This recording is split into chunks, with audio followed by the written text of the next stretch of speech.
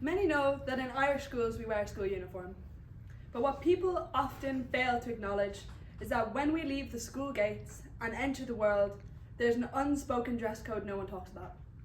This became apparent to me at my first ever teen disco.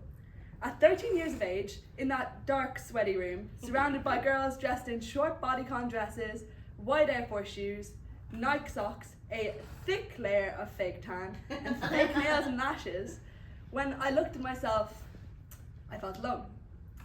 And for the first time, I felt like I should be ashamed of how I look, my body and the boyish clothes draped over it. I wanted to be someone else, someone who can blend in. So at some point in the following years that I can't exactly pinpoint, I stopped eating. I watched myself fade. I chose water on an empty stomach over dinner so that I would be small. And when my silver rings started to slip off my cold fingers, I decided to stop wearing them. I wore a dress to my aunt's wedding, learned how to do my makeup, curled my eyelashes, and smeared cocoa brown fake tan across my paper-like skin. I wanted to be the female ideal. At 16 years old, Lillian Glebe was 5'8" and 95 pounds. She finally had what as a chubby kid she had always wanted. Now that she was smaller, she modeled sustainable fashion. She thrived academically. Trophies lined her shelves, and she was always busy. Whether it was going to climate conferences, emceeing a catwalk, or getting invited to that popular kid's birthday party, she was living the dream. My dream, which included no food apparently. Imagine you're doing your favorite sport. You've played it since you were a kid, and after years of blood, pretty manky amount of sweat, and more than a few tears, you get the opportunity to wear your country's colours and compete internationally. This is what happened to me with Taekwondo. The day I was told I could fight at the European Open in Slovenia, I was ecstatic. I was training hard, but under the surface, a disease was festering, threatening to overturn my life. I was 1 month out from the competition when I was sent to the family doctor because my mother noticed my plummeting weight.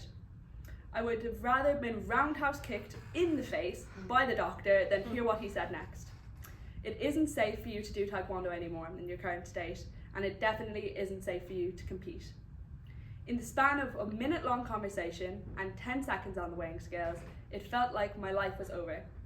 Going from being a girl at the peak of my sport, deteriorating to the point I could barely walk, and being told not only that I couldn't compete at a competition I dreamed of since I was a child, but I was also to take a break from my moments of calm, and that I'd have to be probed by dietitians and counsellors. My way of life was changed completely in a moment. It would be a lie to say that it was an easy decision to recover from an eating disorder, or even a decision at all. It was a daily battle for my family and my friends. With every bite, I became more painfully aware of my body. I thought all my hard work would go to waste, that people wouldn't view me the same. I would be a failure. People seemed to like me more when I was small.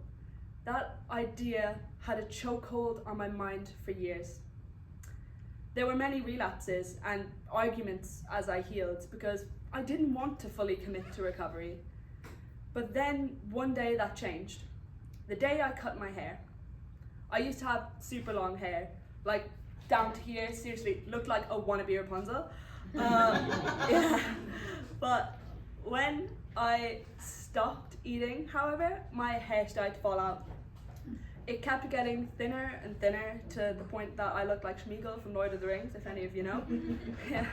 I held onto those long, dead strands for far too long.